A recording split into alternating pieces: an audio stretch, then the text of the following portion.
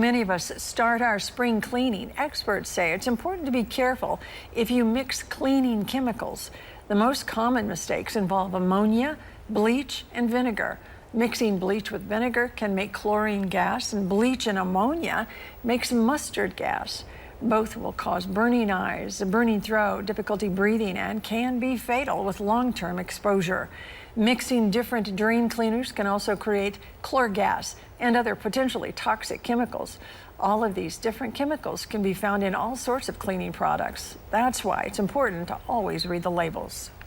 We do have the warning labels. That's why it's very important to know what chemical you're using and always read the labels, always dilute it correctly, and just always remember they're made to use standalone, not to be mixed with other chemicals.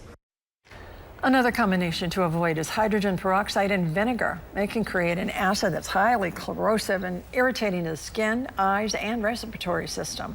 To be safe, experts say it's best to just avoid mixing products. Once again, if you're exposed to the mixtures, you should wash your eyes, skin, and get fresh air quickly. You can also call poison control or your local urgent care for more specific instructions.